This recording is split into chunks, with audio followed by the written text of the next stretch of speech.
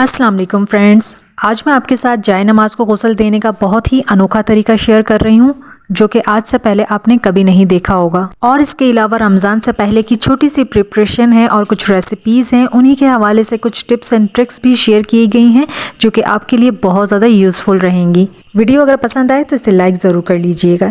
यहाँ सबसे पहले मैं स्प्रिंग रोल बना रही हूँ। जब भी आप रोल या समोसे बनाते हैं तो उसका मसाला तैयार करने के लिए ऑयल का इस्तेमाल करते हैं। ऑयल के बजाय अगर आप घी का इस्तेमाल करेंगे और जब आप ये सारी चीज़ों को बनाकर फ्रीज़ करेंगे तो फ्रीजिंग के टाइम पे ये टिप आपके बहुत ज़्यादा काम आएगी। रोल या समोसे जब हम फ्रीज़ करते हैं तो थोड़े दिन बाद ही अक्सर उनमें क्रैक्स पड़ जाते हैं। वो इसलिए होता है कि हम ऑयल का इस्तेमाल करते हैं तो उनमें नमी आ जाती है लाइट जब जाती है।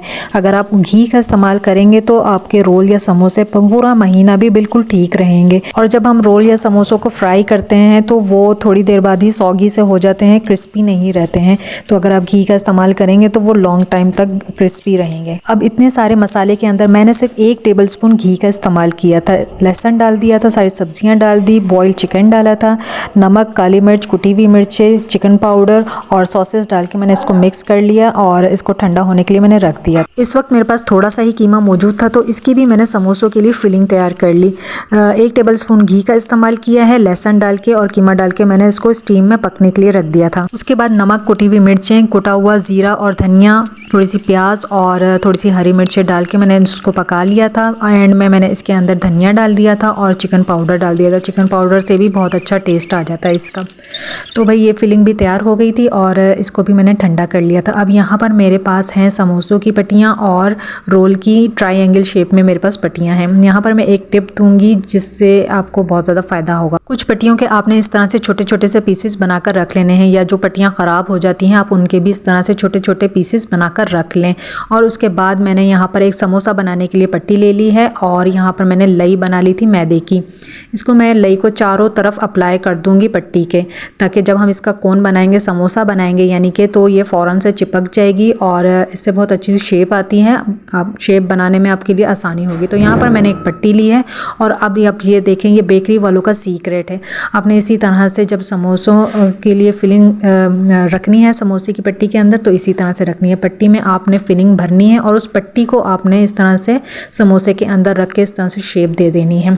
इससे क्या होगा कि जब भी आप समोसे फ्राई करेंगे, रोल या समोसे, तो उसकी फिलिंग जलेगी नहीं, मसाला जलेगा नहीं और इससे बहुत ज़्यादा क्रिस्पी बनते हैं। और बिलफर्ज समोसा कहीं से फट जाता है या समोसे का कोई कोना खुला रह जाता है तब भी इसकी फिलिंग बाहर नहीं आती। तो इस तरह से पट्टी रख के फिर आपने इसके समोसे बनाने। बेकरी में जो समोसे बनाए जाते हैं वो बिल्कुल इसी तरह से बनाए जाते हैं। एक पट्टी के अंदर फिलिंग रख के फिर उसका समोसा बनाया जाता है। इससे समोसे की शेप बहुत अच्छी आती है और मसाला जलता भी नहीं है।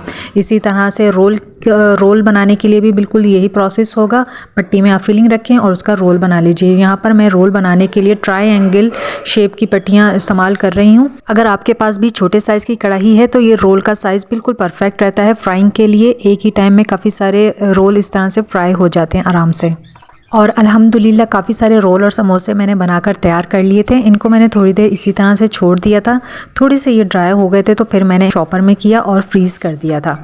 और रमज़ान के लिए मैंने कोफ्ते भी बनाकर रख लिए थे, इनको फ्रीज़ कर लिया था। अब मैं इनको शॉपर में कन्वर्ट करके फ्रीज़र में स्टोर कर दूंगी। इसकी रेसिपी मैं आपके साथ शेयर नहीं कर रही हूँ क्योंकि इसकी रेसिपी पहले भी मैं 1-2 बार शेयर कर चुकी हूँ।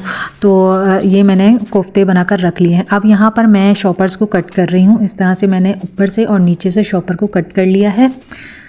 यहाँ पर ये शीट्स बनकर तैयार हो जाएंगी और ये शीट्स बहुत ज़्यादा काम आती हैं हमारे लिए जब भी हम कोई भी चीज़ फ्रीज़ करते हैं। जैसे कि अभी मैंने कोफ्ते का बताया आपको, अब कबाब बनाऊंगी मैं।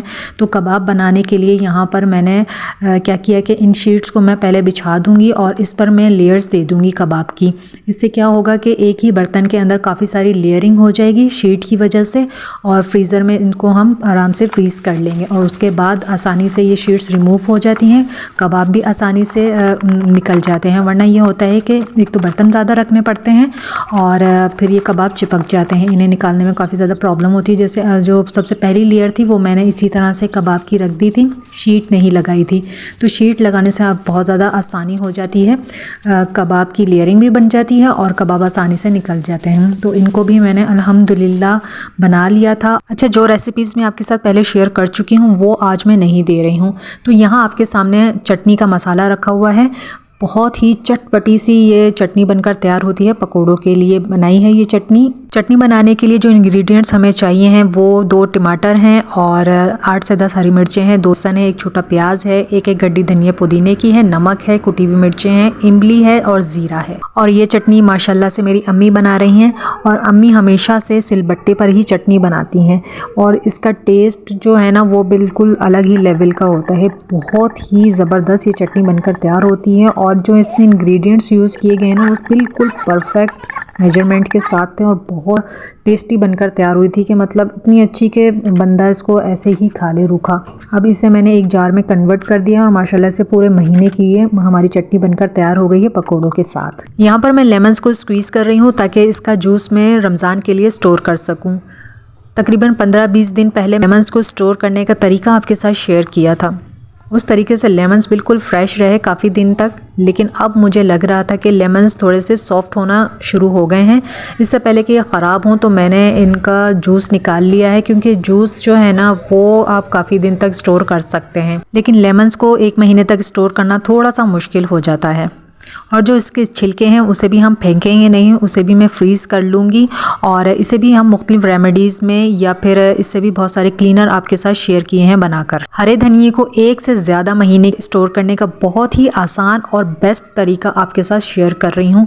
यहाँ पर मैंने धनिए के अंदर से सारे गले सड़े और पीले पत्ते निकाल दिए हैं। अगर एक भी गला सड़ा पत्ता रह गया तो सारा धनिया हमारा ख़राब हो जाएगा। तो इसको मैंने वॉश नहीं किया है, सिर्फ साफ़ किया है।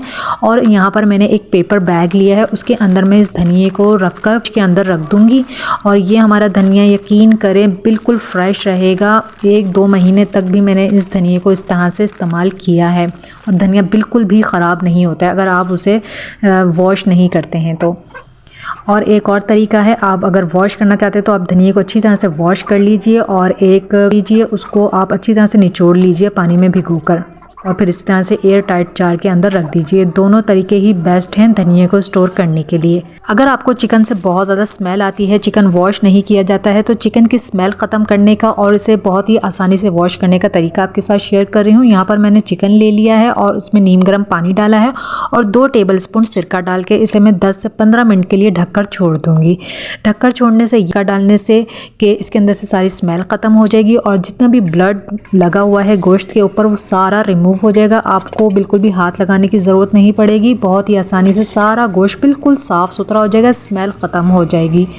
और अगर आपको लगता है कि इस पर थोड़ा बहुत कुछ एक्स्ट्रा चीज़ें लगी हुई हैं तो वो आप हाथ से रिमूव करना चाहें तो इसे रिमूव कर सकते हैं। अदरवाइज़ हमारा जो चिकन है वो बिल्कुल साफ़ हो गया है, बिल्कुल सफ़ेद हो गया है, इसमें स्मेल भी नहीं है और बग़ैर हाथ लगाए आप इस तरह से चिकन को वॉश कर सकते हैं। यहाँ पर मैंने 1 किलो बेसन लिया है और मैं पकौड़ा प्रीमिक्स बन रही हूँ। सारे इंग्रेडिएंट्स मैंने जो इस्तेमाल किए हैं वो 3 टेबलस्पून के हिसाब से लिए हैं। कुटी हुई मिर्चें हैं, नमक है, कसूरी मेथी है और मैंने ज़ीरा, धनिया और अजवाइन 3 टेबलस्पून ले लिया था। इसको रोस्ट किया है और इसको मैं मोटा मोटा सा कूट लूँगी और ये भी मैं बेसन के अंदर शामिल कर दूँगी।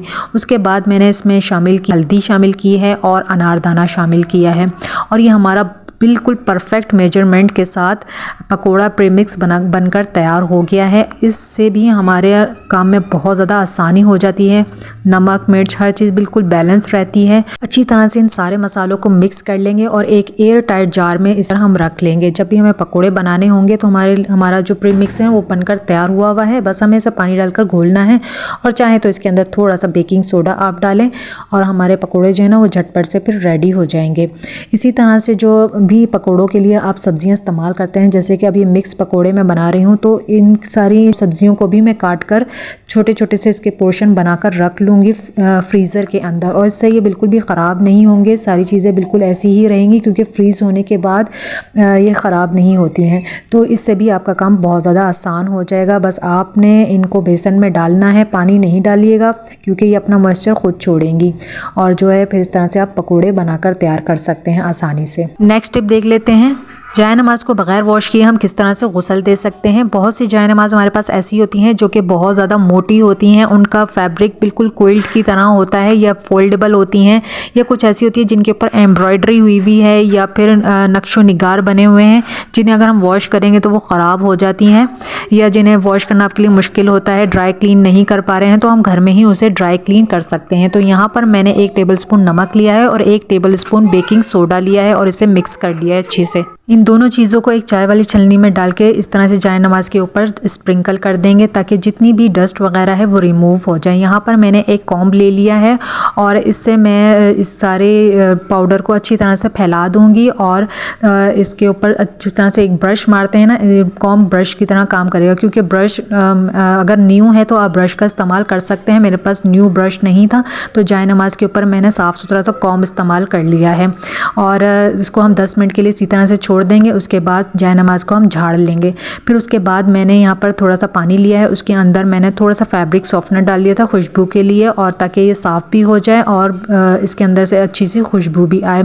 यहाँ पर मैंने एक ढक्कन ले लिया, कपड़ा ले लिया और उसके ज़रिए से मैं इस तरह से इसकी क्लीनिंग कर लूँगी। ये बिल्कुल ऐसे क्लीन हो जाएगा जैसे हमने ड्राई क्लीन करवाया हो, बिल्कुल सारा डस्ट वगैरह रिमूव हो जाएगी इसके ऊपर से, जाए नमाज के ऊपर से अच्छी सी खुशबू भी आएगी।